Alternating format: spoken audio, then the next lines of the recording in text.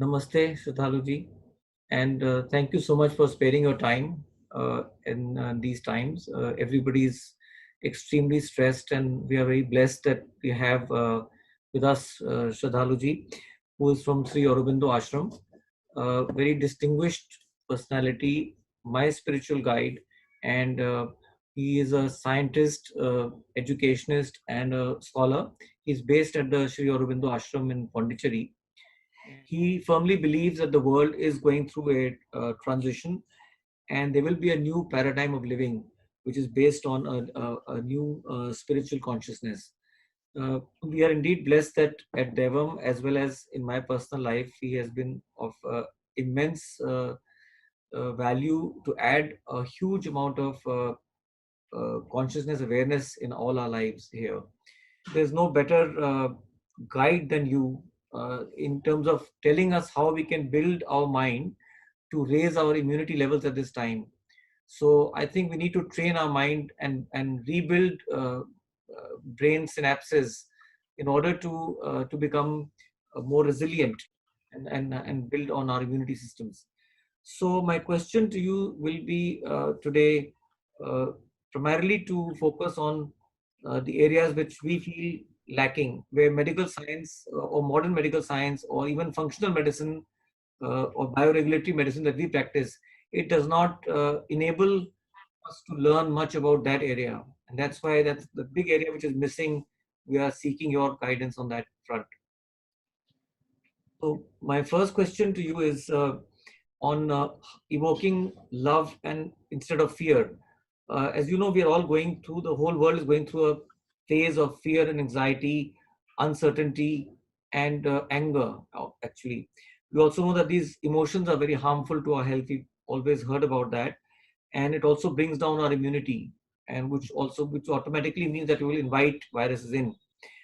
What can be done, according to you, to free us from this uh, this fear of uncertain future and our anxiety levels which are rising? How can we evoke the opposite of what we are feeling right now? Yes. In many ways, this might be the most important question that each one will have to face in this current scenario of a pandemic. One of the features of the pandemic today is that there has been a huge amount of media hype to create fear, to create uncertainties, and even to provoke people into excessive reaction. So every day it says so many more deaths, so many more people sick, but they never tell you how many people got cured. So in the mind, subconsciously, you have the impression of more people are getting sick or more people are dying.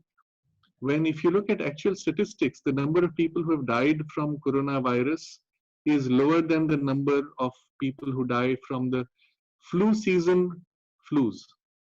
And that's because everybody is taking care and the virus is harmful, and yet it's manageable, it's controllable, and it is not a problem if your immunity is strong.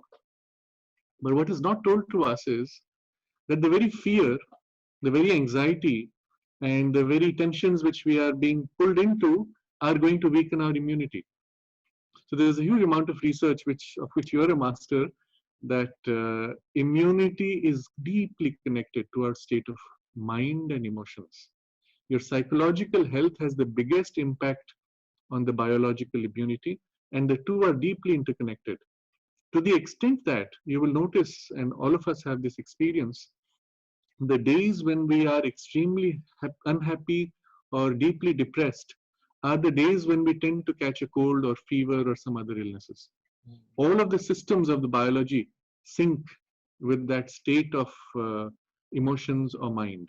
On the other hand, people who are naturally full of optimism, positivity, and vitality and enthusiasm for life, they're the ones who rarely catch such sicknesses, especially the infectious kinds of diseases. And they have a natural immunity. And this is measured, and we have studies with which you have been associated, in which the connection has been made so strongly. And what is interesting is, you might be low, but if somebody is high energetically, they can transmit their energy to you, give you an energetic high, and during the period of your high, your immunity becomes raised also. And then That it can drop with your emotion dropping. immediately. Interesting thought. It's because people who are going through the periods of stress and anger and uncertainty, and if you ask them to suddenly change their thoughts or start thinking the other side, they can't. They say, "I've lost my job, I've lost my business. How do you expect me to change my thoughts overnight?" Exactly. So Exactly. there, So the challenge today for us is really the challenge which life always throws at us. Whenever we have a problem, how do we face the problem? You see, in school, they taught you how to do certain procedures. And those procedures everybody does in their business. Let's say you've been into management school, you've been taught procedures, you apply them. But they never taught you how to manage your emotions or your thoughts. And that you're somehow left to learn on your own in life. And when crises come, you somehow struggle to find a way to control your emotions or to bring clarity in your thoughts. And that's not the time to learn it. You have to learn it before. And ideally, our educational system should have taught us this, but it's never too late. And one of the results of the pandemic is to make us face this reality that most of us, even today as adults, have patterns of thought and emotion which are not different from what we had as children in kindergarten. When we get upset, we react like children in kindergarten. When we get agitated, our fear and our inability to control thought or emotion is no different from most animals who are driven by instinct. It's part of our animal programming in the biology, and we have not worked to separate ourselves, to free ourselves from it, and to acquire some mastery. So, the first challenge before us today is this: in the face of this crisis, we have to learn to first control, redirect, and eventually to master both our emotions as well as our thoughts. And yeah, these two, when we are able to basically control, we will find not only we can be effective in the midst of the greatest crisis, but equally it has the result on our biology to make our body immune. Not only immune, but even lift it and make it free of sickness to a great extent. Because most sicknesses you will find are deep, have their roots in our psychological states. But this is where we have to start now. How do we do this? And this is the big question. So two approaches to be able to manage your emotions. I will not even say control, just manage initially. Two approaches exist. One of them is the Western approach, mhm, and the other is the yogic or Indic approach, I will say. So in the Western approach, you'll find they say, oh, let it out. You're angry, so let out your anger. And even they used to teach you to take a pillow and beat it until you're exhausted. Now, it seems at that moment to be effective because, well, you have let out frustration, you're exhausted, and now the anger is gone. Actually, it's not gone. It's only you've lost energy for the anger to sustain, and the anger itself remains, or rather, you've created a groove for anger to explode the next time more easily. Whereas from the yogic context, we will say you must first restrain. By restraining, you're giving a chance now to create a new pattern. And so you have frustration, you have anger, you have fear. What do? Instead of wallowing in it, instead of flowing in it, you first hold back. If you cannot hold back, at least you detach from it, and you find that inside you there's a part or a layer which is not angry, which is not upset, which does not have fear. It's quiet and calm. Well, just become aware of it and lean for support in that. First step.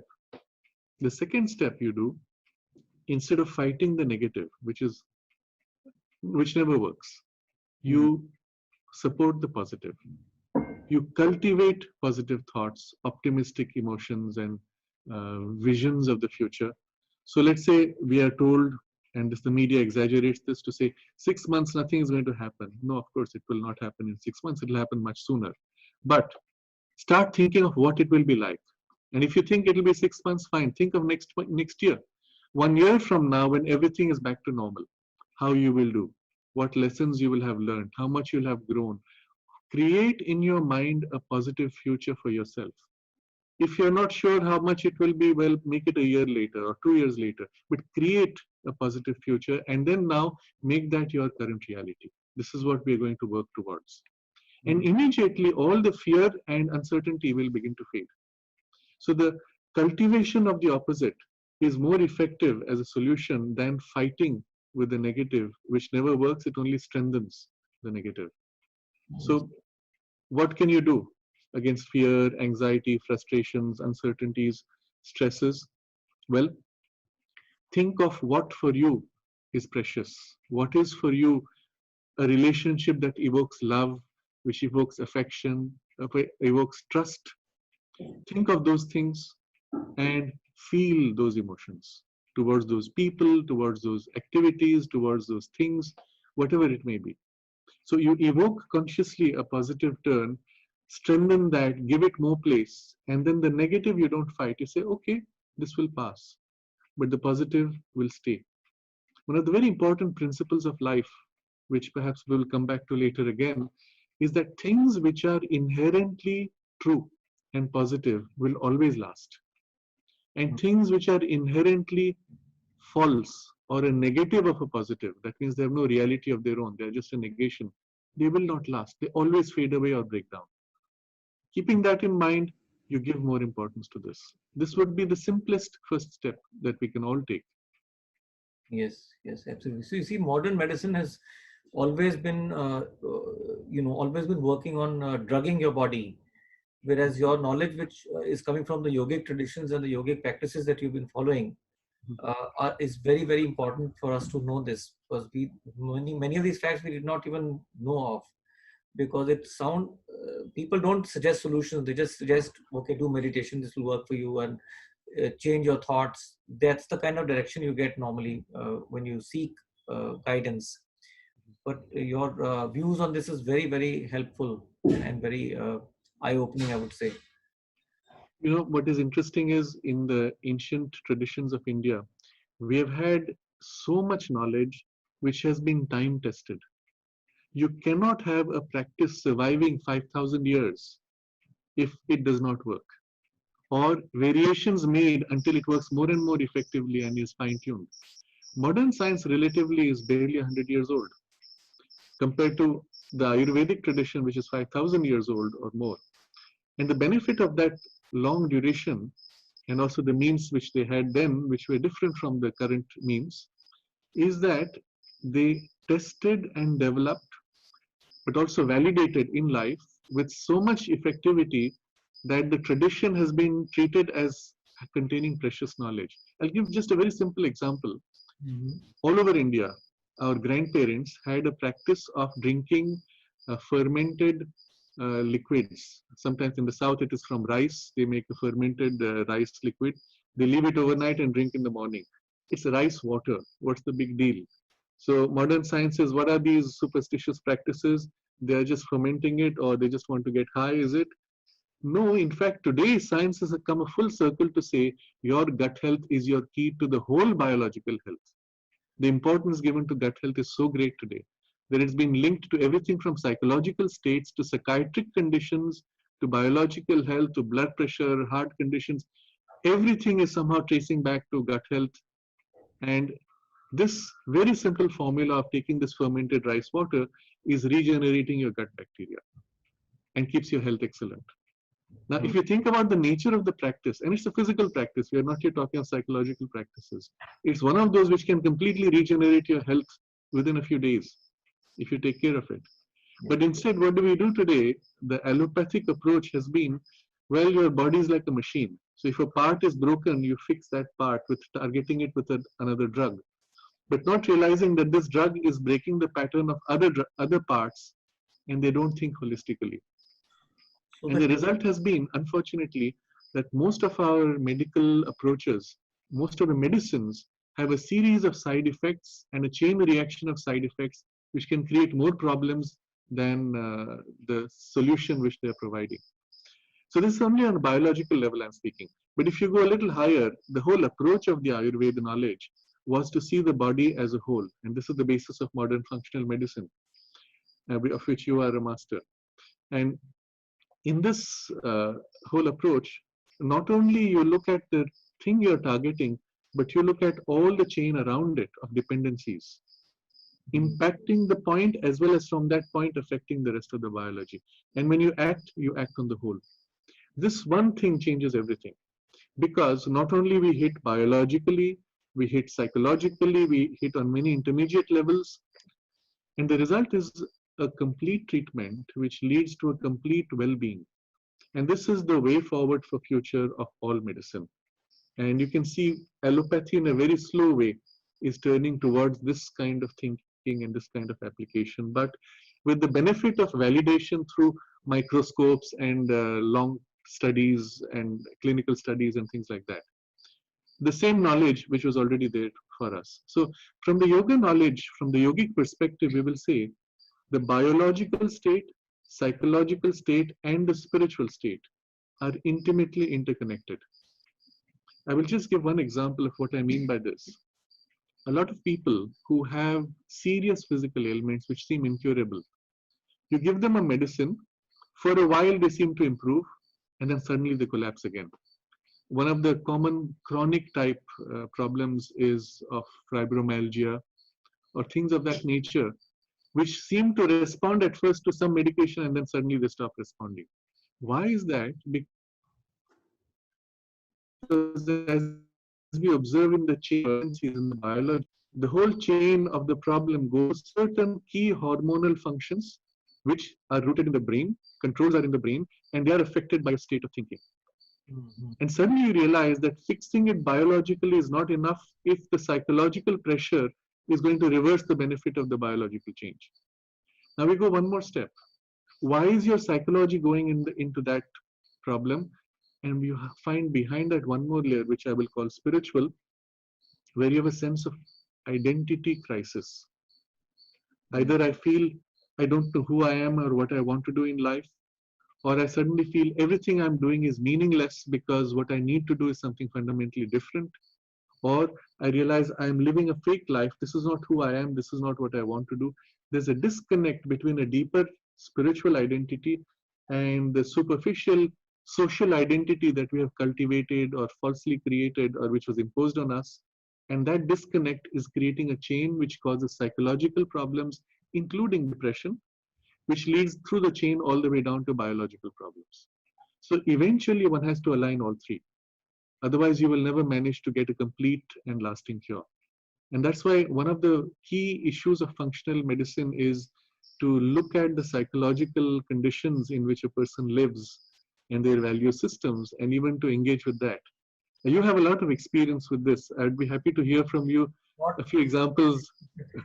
A lot of our whole system actually has changed when after we met you, because we were so far focusing a lot on learnings that came from the Western world in functional and bioregulatory medicine. So yes, modern medicine has always been addressing the weed and not the terrain.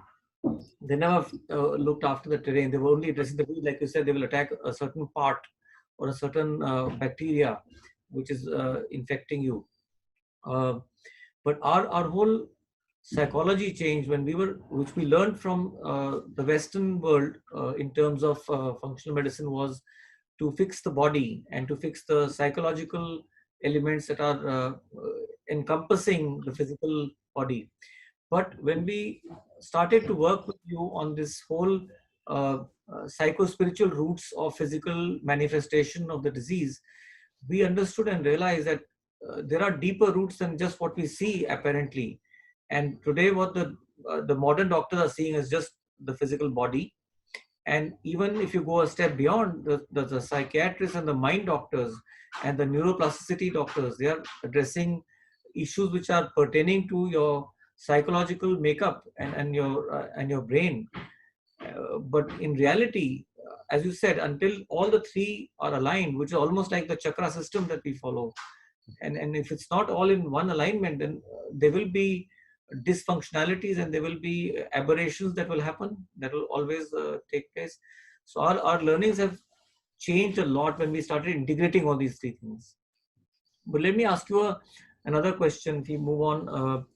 Sleep, as you know, is very essential for cellular regeneration. And when we go to sleep, we move from alpha to theta to gamma waves and different states in our brain. Modern research is revealing that meditation can be very, very effective, or even more effective for promoting sleep or restoring health and therefore promoting immunity. How does this work? What can we do as a practice to harness the power of meditation for enhancing our quality of sleep?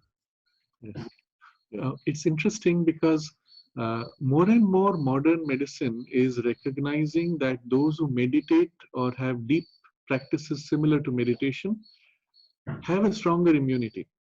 And there are now clinical studies which create this association, and they of course recommend go ahead and do some mindfulness or meditation practice, etc. But the linkage or the manner in which the two are connected has never been explored sufficiently, or they don't have a model in which the linkage can be understood. Whereas from the yoga tradition, the model of the human being and of reality shows us the continuum between these two and the rationale for why this happens. So let me put it in very simple terms. You notice one thing, that the regeneration of the biology and the cells of the body takes place not during daytime when you're awake, it takes place during sleep. But not during all of sleep. It takes place maximally at the time of your deepest sleep. And what does that mean? It means something is happening at the time of deepest sleep when your consciousness goes to its deepest roots, and from there returns regenerating the whole body. Literally from the triggering of the regeneration of each cell and the organic functioning and the harmonization of the cells and the organs. In other words, the pattern of newness, youth, I will say, anti-aging, as well as the pattern of harmonizing influence, both are coming from that deepest poise of sleep in which you're most distant from your surface awareness. What happens during meditation? You go deep. Of course, there are many kinds of meditation. There are also superficial meditation practices and there are deeper ones. But let's generally look at the principle of meditation is a shifting back from the surface operations of your personality, going back to deeper layers, and especially for practice, if you go into practices of real deep meditation, you go all the way back to that same source from which during the night time, the regeneration and harmonization is being triggered. Except you're doing it in a fully conscious waking state, but even when enters a state which we will call superconscious, from which you can consciously initiate this whole harmonization and regeneration process. So the result is what they find in clinical studies, that those who are deep meditators and practitioners of such traditions, they tend to be more young biologically. They tend to have stronger immunities. They tend to be more resilient in the face of problems and conflicts, because the power to harmonize and regather and face any disruptive influence is stronger. But where is it coming from? It's not coming because of the manner of the practice. It's not a technique. It is the state to which you attain, which has the inherent power to regenerate. Because our entire personality comes from there or is formed from there. It's like going back to the root point from which the whole process began, in which the oneness of the whole process is held and therefore the harmony. You go back to that state of consciousness, and from there, when you project that influence, everything falls into harmony. So, in a sense, this is the most powerful method of regeneration and healing available.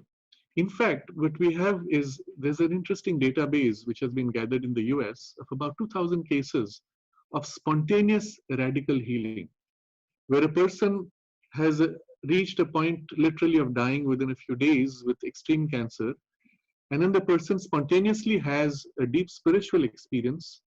They wake up next morning and all the cancer is gone. And there's no explanation for this in medicine or in biology, because you cannot just have cells and nodules vanishing overnight. But they had it. And the evidence is there because the doctors were checking them daily. They were in a hospital sometimes.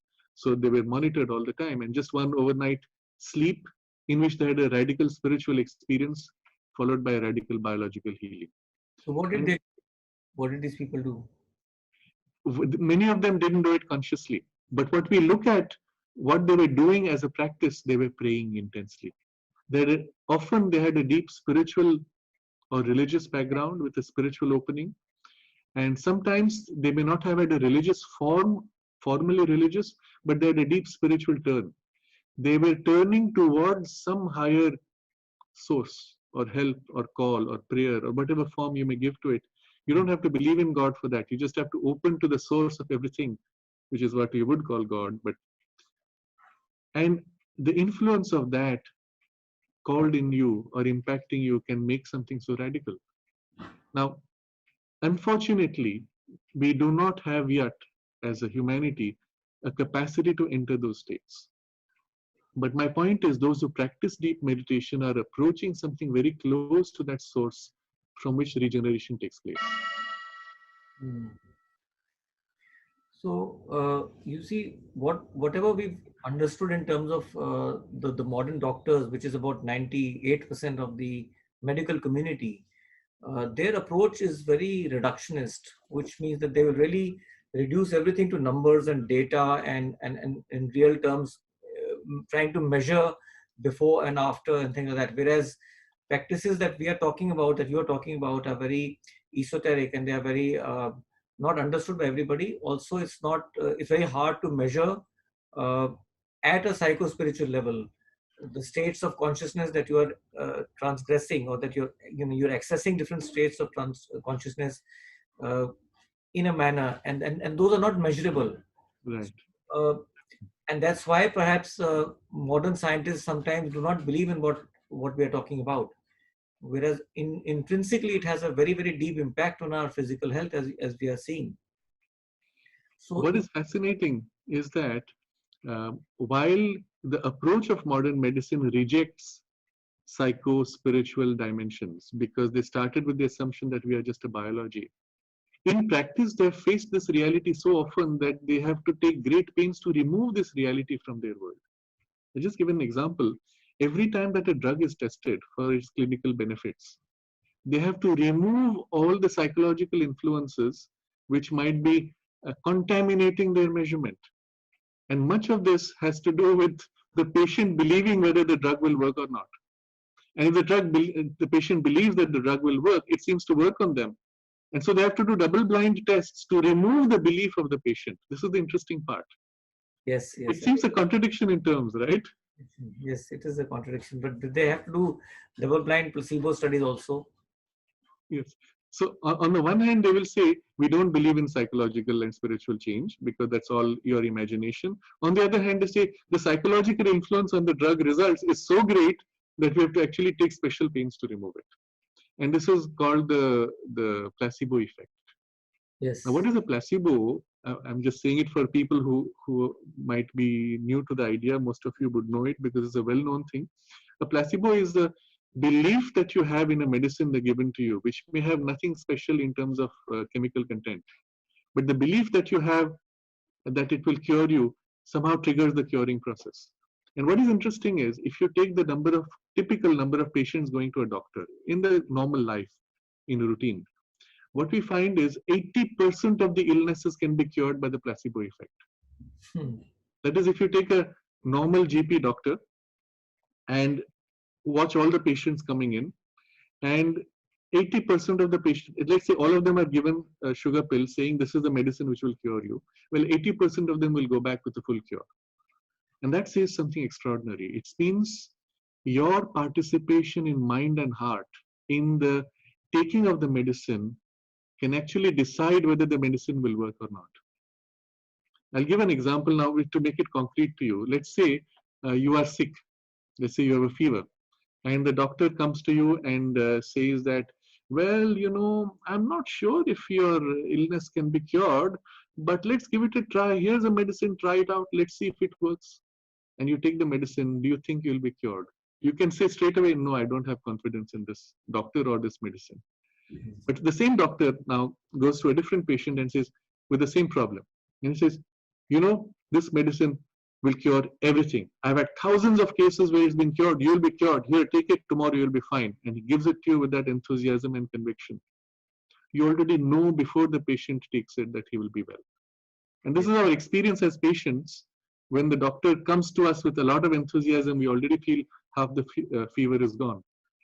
Yes. But there's a huge psychological dimension. Huge. It's not 80%, it's actually stronger than 80%. In the transmission of vitality, of energy, of conviction, we use the word confidence. But confidence is another word for faith. Faith is the word used in the spiritual yoga or religious traditions, which says that somewhere inside you, you know it's possible. You know it is true. And that conviction somehow triggers the effect of the medicine or amplifies the result of the medicine enormously. There's a very famous medical case, and I'll close with this observation for this point. There's a very famous medically recorded case of a patient who was dying of cancer, and he was literally on the deathbed. The doctor had given him 2 more days to live. Mhm. And so at that point, the doctor said to the patient, uh, we have this new experimental drug which is in testing. It's still in clinical trials, and it might have some possibility. Since we have no other option, would you like to try it? So the patient says, okay. He's given the drug. A week later, he's walking along in the corridors of the hospital, greeting everybody. He's still hospitalized, but he survived his 2 days, but he's much better now. He can walk when he was bedridden. Then the doctor comes back and says, the clinical trials have failed, but for you, it's worked. So let's continue the medicine. And 2 days later, the patient died. So what it shows is the conviction we have actually affects biological processes, both positively and negatively. And that's why it's so important. Much of our discussion has been on the importance of our psychological state. But that's why it's important for us to have the conviction that we can be healed, that we can be cured, or even that we are immune. And sometimes it's very unscientific. But if it is told to you with conviction, don't worry, science has proved that if you have such and such thing, you will be cured. Well, it works because you have accepted it. A very good example is fire walking. Mm. People walk on fire on hot coals. And if you ask them how they do it, traditionally they would say, well, God protects me because I did my prayers before walking. Mm. Science comes along and says, when you put your feet on the hot coals, a layer of insulation forms by steam which is evaporated from your feet, and the insulation protects you, therefore you're not burnt. Now, scientifically, this is completely fake. But the fact that you believe it is enough to give you the conviction to walk and not get burnt. And if you don't believe it and you walk, you do get burnt. So here somebody has faith in God, another has faith in science. Finally, it's the faith. Yes, belief system will change your biology, really. Absolutely. And this is so amazing. And there's so much research now which is building on this. So one question we could ask, why fear the placebo effect? Why not tap into it? Why not actually say, here, we're going to take advantage of the placebo effect. We'll give you a medicine we believe works, but we'll also amplify your conviction and belief. And that makes a huge difference. The other thing which I wanted to share was, in the last 3 months, my partner, Dr. Chopra, as you know, is running a hospital. We had, he had about 80 to 90% lesser people walking in for non-COVID diseases, because his is a non-COVID hospital. And this is the case with all modern hospitals today, because people have been focusing in this month, in this 2.5 months, on themselves. They eat good food. They are focusing on meditation. 70% of our clients have called up our cognitive behavior specialist or our mind doctor to understand how can they change their emotions and thoughts and beliefs in order to combat this the sitting at home. I mean, they call it, at the initial stages they were calling it sitting at home crisis, but later on they started getting used to it, and then they started devoting more times to their mind and to their belief system and to meditation and to walking and to eating good food. And that resulted in they're able to handle their medical problems temporarily for that period of time, and then they didn't need to go to hospital. And now when everything is opening up, they're saying, thank you doctor, we don't need to come, we are feeling much better. So this is right here in front of you, just 2.5 months, 80% drop in patient footfall into a hospital, because people are actually getting better. It's been an amazing time in this way. And people have seen that somehow they have been, because they cared for themselves and they took trouble to adjust to what was a psychological crisis equally, that they have actually been better in health, at least those who took the trouble to do that. It's amazing. And often we were told, oh, it's not a good time to fall sick because you don't want to go to a hospital which might end up with a COVID patient. So people chose to not get sick, not always consciously, but subconsciously. In the very fact that they didn't want to get sick, it made a difference. Yes, absolutely. That's a very big point, actually, what you've raised, is that just your belief that you will not fall sick. But the other counter of that is what we covered in the first question, is that there is a lot of people who are still fearing, because as the epidemic is getting worse and worse every day and more people are falling sick, the fear is increasing. The fear, I know of people who have not left their house even after the lockdown opened. And my wife is one of those. She refuses to go out of the house. She says, I will, until this all dies down. I said, it will not die down for 2 years. And what will you do? Will you sit at home? So there's a lot of people like that who are very fearful today. And that my fear is that the increased time lag of this fear will make them weaker. And the moment they step out, these people will get, not from corona, but maybe corona has died down, but from other Exactly. pathogens which are floating Exactly. out. Yeah, there's hundreds of viruses. So the interesting thing is this: the fear itself triggers a chain reaction, not only in the psychology but in the biology, as we have already discussed, which is more harmful to you than the virus which you fear. So fear itself you have to treat as a virus or a sickness or a potential sickness. And so the best approach for all of us is not to fear, recognize that there are many viruses in nature, and nature has her own means of ensuring that a species grows and is protected. That's the reason why you will see even when viruses are biologically created in labs, as in military labs, as many suspect might have happened in this case. Even when viruses are created and released, there's this rise and then suddenly it falls and the virus dies out. People don't realize that behind this, there's a whole psycho-spiritual dimension. What the virus represents is actually a focal point in physical matter, in physical vibrations of a emotional, energetic knot. As every cell in our body is also a bundle of energies which is driving material substance. And this is the yoga knowledge. We are first a prana body, which then forms a material body by gathering material substance. But behind prana is manomaya, the mind, and behind that is a still higher spiritual identity. But just looking at these lower two levels, the energy bundle patterns changes the biological process. If you introduce fear into the energy bundle, that is going to create patterns which are of sickness because they are disharmony. And the virus actually represents an energy bundle which is causing the disharmony. It can be neutralized by a positive harmonizing energy which will dissolve that energy bundle.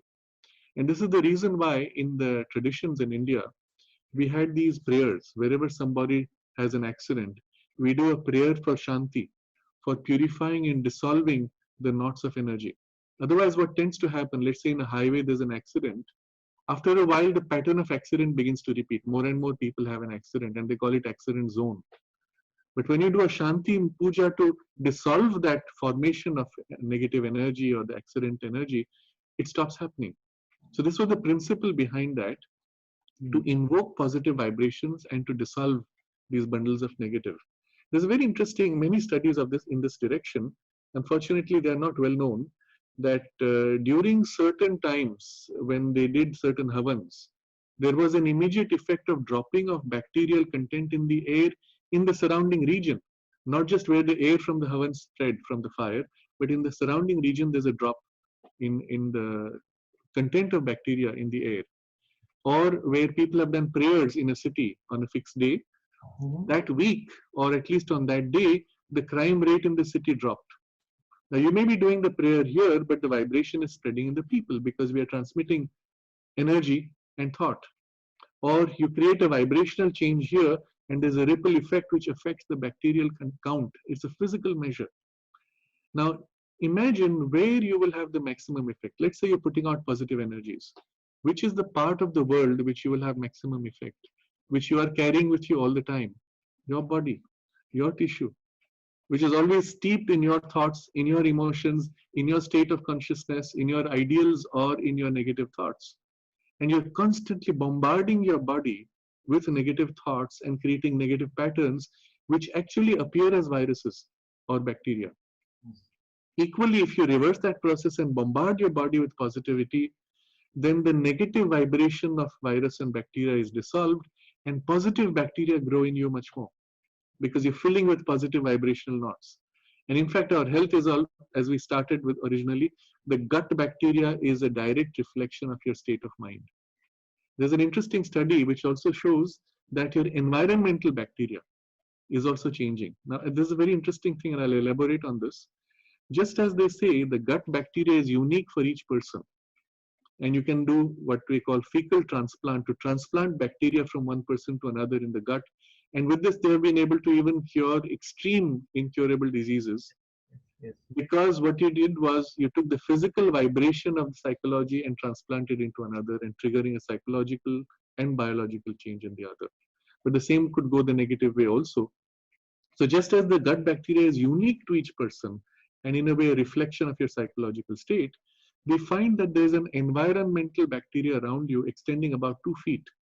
Interestingly, that's the extent of your typical aura also. And in that space, there's a whole cluster of bacteria which is unique to each person. You can take a sample of the air around you and identify the person. And although you are moving around, although the air around you is being blown away, it's being regenerated with bacteria which is typical to you if you sit quiet for a while. What this shows is the physical bacteria is a condensation of a certain psychospiritual vibration, or let's say just energy pattern to make it simple. And that energy pattern being unique to you, your bacterial environment, internal and external, is unique to you and a reflection of that. So we come back to this most important idea. Change the way you think and feel. Not only it will change your internal bacteria and regenerate your health, but it will also build the immunity which you need. And so the lesson for us, do not fear. Whatever circumstances may appear, fear is as bad as the virus that you're afraid of. Instead, have the confidence first that you have within you the capacity to overcome. Second, that there is beyond you, greater than you, a greater power which also can help, will help, and which can always overcome. With these two faiths, or trust, or confidence, whatever name we may give to it, or placebo, if you want to call it that, you can be practically immune to most of these kinds of infectious diseases. And even if for some reason you catch them on a very physical level, because of a very physical contact, your immune system will naturally, quickly get rid of it, and it will hardly have any effect. As we see in the case of COVID, which is the current crisis for most people, some people seem to have extreme responses, some people seem to have no response at all. They don't even know that they're sick. And it passes, the body has dealt with it, it's gone, and you're free of it. And that's the kind of immunity and resilience we can build by this psychological cultivation. Going beyond genetic studies, then this is because this bacteria is outside our genetic code, and it will require another science to explore this, because, like you're rightly saying, it's so distinctive to each individual that the analysis of that will actually link up to a lot of, or will probably have a lot of answers for us. Mhm. But the whole world is now waiting for some new drug to come out or some vaccine to come out, and what we hear from you and your talks is that if you alter the state of your consciousness, you will actually not need the vaccine. So I'm not really, I'm actually saying it that you do not need the vaccine. So, but so And I will agree with you. I'm a great proponent of anti-vaccine campaigns. So, but I believe from what we have been hearing from you in the last half an hour, it's amazing to hear that this altered state of consciousness will actually help us to ward off a lot of these negative bacteria or viruses that are floating around us. Yes. Yes, in fact, in many ways, the future of humanity is dependent on whether we agree to change our consciousness or not. Or we will be compelled by circumstances to change our consciousness. Look at the nature of current change of life. Let's say, in a general way, we can say the last 50 years have seen more change than the last 500 years. And maybe the last 5 years we can see has seen more change than the last 50 years. And I might go so far as to say the last 2 months have seen more change than the last 5 years because of whatever circumstances. But the pace of change is accelerating. There's a very interesting graph, which perhaps you could share on some other occasion, which shows how disruptive technologies, which 100 years ago were happening once in about 10 or 20 years, are now happening at a faster and faster pace every 5 years, or every 3 years, or every 1 year. And they are all climbing. There's a graph which shows all these lines of disruptive technologies, all culminating to a point which is in the immediate future. And what this shows is there's almost as if an evolutionary push compelling humanity to grow, to change or collapse. Literally. If you do not change, you cannot survive and you break down. A lot of the pressures which people have are coming from such compulsion to change, and they're unable to keep pace with the need for change to adapt to circumstances or challenges of life. But that's because they're trying to adapt by external means. If you make the effort to adapt by internal means, it is easy to change your state rather than your body form or your physical circumstance. If your psychology changes, the ripple effect makes for the benefit even in the existing form of circumstances. So what you see, let's take a typical example in the current uncertainties. Or a businessman today is living in overload of data first. You have so much data coming in, you don't know what is important, what is not. And maybe in hindsight, you look back and say, oh, I wish I had paid attention. But now you don't because you're overwhelmed. Second, in the load of data that's coming to you, you don't know what is true and what is false. So you don't even know what to trust. And third, you have to take decisions which are faster and faster. If you go back barely 50 years ago, you had to wait for a letter to come from somebody over a weekend, over one whole week, and then you write and it goes back to them in a week. You have 2 weeks to think. Right now, a message comes, an SMS comes, a phone call comes, and you have to say yes or no in the next 3 seconds. And that yes or no may decide the future of your survival. And that kind of pressure we are not equipped for.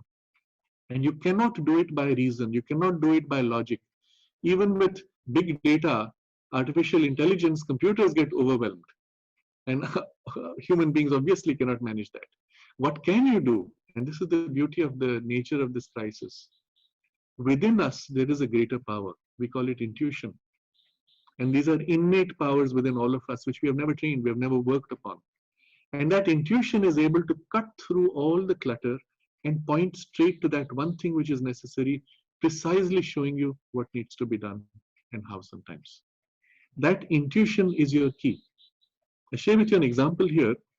This is actually an experiment done. They had a meeting of about 100 CEOs, and everybody was given an envelope, which was sealed, and they were told to guess the number in the envelope. And it's a very silly exercise, apparently. So each one made their guess. Later, they did a study matching how close a person was to the actual number in their envelope with their performance in the last 1 year. And they found the CEOs who guessed most closely the number were the ones who had shown profit in the last 1 year. And the ones who were way off from the actual number were the ones who had shown losses. Meaning, your actual success in business is the result of your intuition cutting through the clutter to show you what's the next step, what you should do, in spite of contradictory or false information. And so it's as if through this challenge of life, nature is compelling us to develop or rely upon our own deeper and higher faculties. And that means we have to grow, we have to evolve spiritually in consciousness terms. And I'm going to suggest for all of our viewers a basic practice to do for this purpose. First, step back from all the clutter and confusion of your day. Yes, spend the time to analyze and study and do all your analysis and get all the advice you want from 100 people. Then you step back and cut away from it all. Come into a poise of silence where you're completely alone in stillness and silence. And when you're fully settled there, at that point, ask for the right guidance, ask for the help. Whether you have a conscious sense of a divine presence from whom you ask, or just you open to the universe or your own higher self, the way you articulate is not important, but you're turning to a greater knowledge and a greater consciousness, which is yours, which is you in a higher state. And ask for the guidance of knowledge and the strength to act correctly. And then wait in silence, with no thought, with no preference. And wait until very quietly, very gently, some sense of clarity comes within you. It may not happen immediately at that time. It may happen over a few days, but then you wait for it. Later, as you develop this capacity, you will find you can turn quietly, ask, and there is an insight immediately, often within a few seconds, within a few minutes, depending on your quietness. But it's very important that you consciously cut off from everything else and remove your own personal preferences. Because if you have a bias, I really wish this, or I like this, I don't like that, then the intimation coming will be covered by your bias. So it's a training to practice to be completely detached and equal in a state of silence and wait, asking for the help.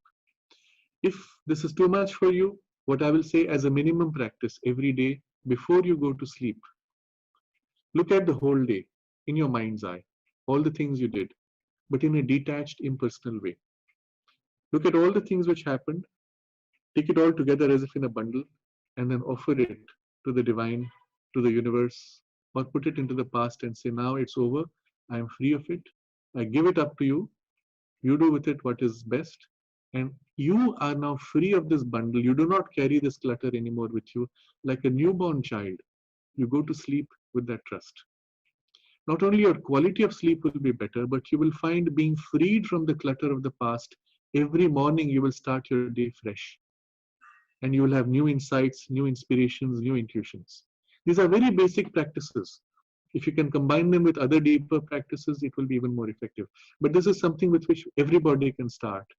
But we recognize that the challenge of life today is really an evolutionary challenge that says grow in consciousness. And it's pushing you, helping you even to grow. If you take it in that spirit, your problems will no more be problems. They will be aids to your growth. Beautifully explained.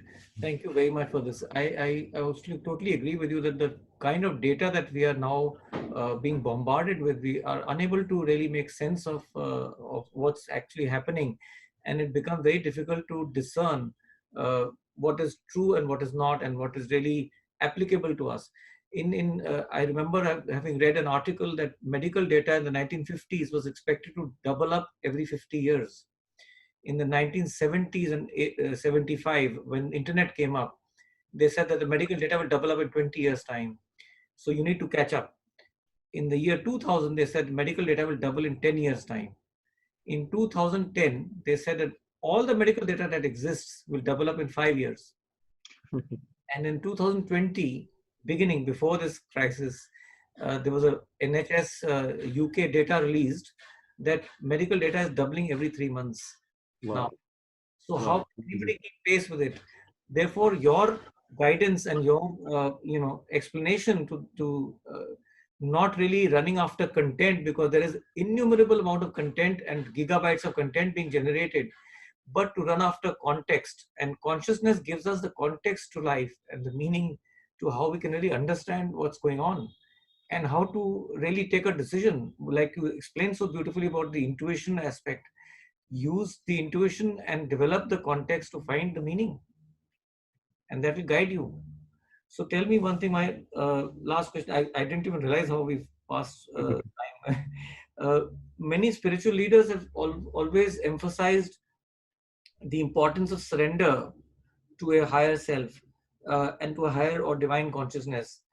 And but your scientific teachings and your talks, we've always heard that you always say that you should question before you believe, and there should be. So is it an experience of the higher states that will lead us to surrender, or is it the surrender that will lead us to higher states? That's my other sort of Mhm. question to you. This concept of surrender is very difficult in the Western context because the whole of their education has been to build personal individuality and independence.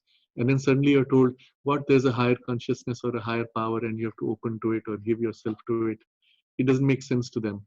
But in the Indian tradition, the idea is so deeply rooted that it's much easier for people who have grown in this background to accept that there is a greater power or a greater consciousness and open to it as if to receive its help.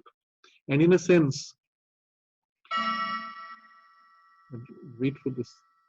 Okay. In a sense, everything we have discussed so far has been about opening to something higher and allowing its influence to affect us.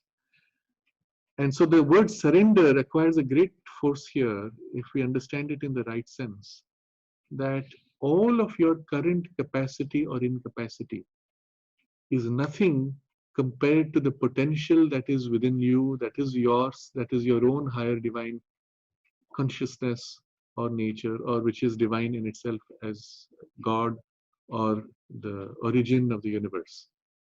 But you are a part of it and you're not disconnected. You are like the tail end of an ocean. And if the drop opens itself to the ocean, then the ocean can pour in and give whatever is needed in terms of knowledge, in terms of strength, capacity, resilience, immunity, whatever is required to you can actually be gained by if we open ourselves to something greater.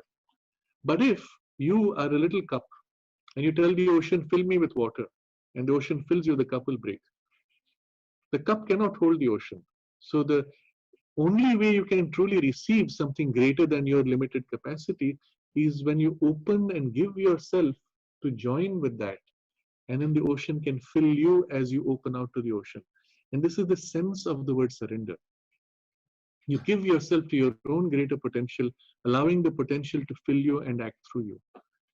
And to your question, yes, in a sense, you opening begins the process, but the surrender itself gives you the experience, and the experience then allows you for a greater surrender and opening and capacity, which then gives you a stronger experience. So it's a two-way process, and it's at the very essence of the whole yogic method. By whatever means, in whatever system of yoga you follow, this is at the core of it. That you put yourself in relation with something higher and greater, which is still yourself in a higher state. And that relationship of self-giving and joining is what leads to your transformation or your reconstitution or your awakening and your growth and evolution, whatever word we may use. And so the time you give for it is essential. Most people don't give it enough time. They're too busy fighting with their limited capacity in a world that seems to be against them. And that's the wrong way to live life. You have to recognize that the world is there to help you. And if it seems to be opposing you, it's because you are refusing to change or you are refusing to grow.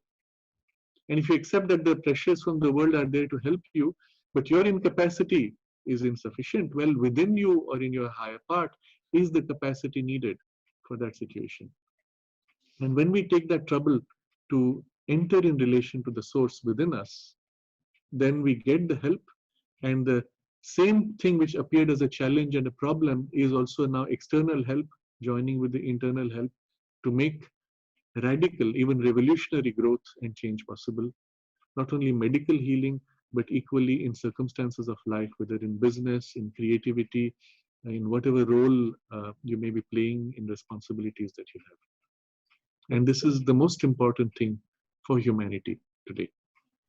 Absolutely. So change within us is the most important thing now in order to bring about the change in the world. They also say that, that we see the world not as the world is, but we see the world as we are. Yes. And we are able to change ourselves, then the perspective of the world and the world itself around us will change. Yes, absolutely. In a way, life is a mirror. You see in life what is within you. So if you're by temperament somebody who's always doubting and untrustworthy, that people cannot trust you, you will think everyone else is untrustworthy. If you're temperamentally trustworthy, you will trust everybody, even to a fault. And that's the normal pattern. But also that circumstances of life reflect your internal states. If you're rigid and blocked, you will come up with problems which will hit you and hit your rigidity. So if you look at your circumstances, you will find they are always reflecting your condition. And if you make that change within you, the circumstances also have a ripple effect and change. And that's why we will conclude by saying that the key is within us. Whether it is for change, for your evolution and growth, whether it is for overcoming health and developing immunity and curing yourself of disease, or whatever you may choose, the key is always within you, but it is not you. It is your deeper and higher you. That is your source within to which you have to turn, and that's the key. So Swaparivartan leads to Vishwa Parivartan, right? Absolutely. Or as Sri Krishna puts it also, that you have to become Swarat before you can be Samrat.